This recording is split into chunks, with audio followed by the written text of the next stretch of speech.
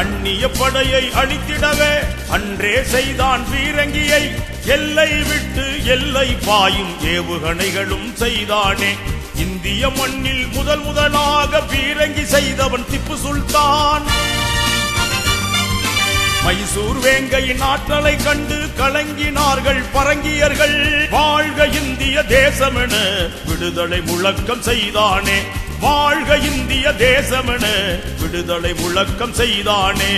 என்னோடு கொள்ளையரும் நண்பராய் நடித்த வஞ்சகரும் திப்பு சுல்தானை வீழ்த்திடவே வஞ்சக வலையை விரித்தனரே. ஸ்ரீரங்கப்பட்டினத்தை சுத்தி வளைத்தார்கள் துப்பாக்கி ஏந்திய வெள்ளையர்கள். திப்பு சுல்தானை தலைமறைவாக சொன்னார்கள் அவனின் தளபதிகள். அதனை ஏற்க மறுத்தானே கொஞ்சமும் அஞ்சா நெஞ்சாளன். அதனை ஏற்க மறுத்தானே கொஞ்சமும் அஞ்சா நெஞ்சாளன். மந்தைகள் போலே இங்கு 200 ஆண்டுகள் வாழ்வதை விட 2 நாட்கள் புலியாக வாழ்ந்து மடிவது சிறப்பாகும். எனவே கூறி அனலாய் மாறி இறங்கினான் போர்க்களத்தினிலே. இரவும் பகலும் கரை புரண்டோடும் காவேரி கரையின் ஓரத்திலே பதுங்கிய நிலையில் பரங்கிய படைகள் திப்பு சுல்தானை நோக்கினரே.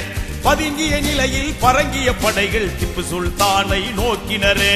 வீரன் திப்பு சுல்தான் அஞ்சாத வீரன் திப்பு சுல்தான். வீரன் திப்பு சுல்தான் அஞ்சாத வீரன் திப்பு சுல்தான்.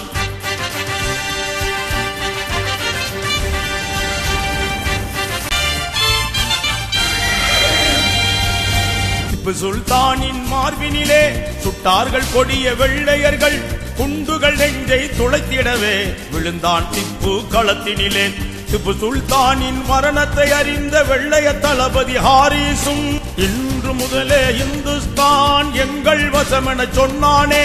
இன்று முதலே இந்துஸ்தான் எங்கள் வசமென சொன்னானே.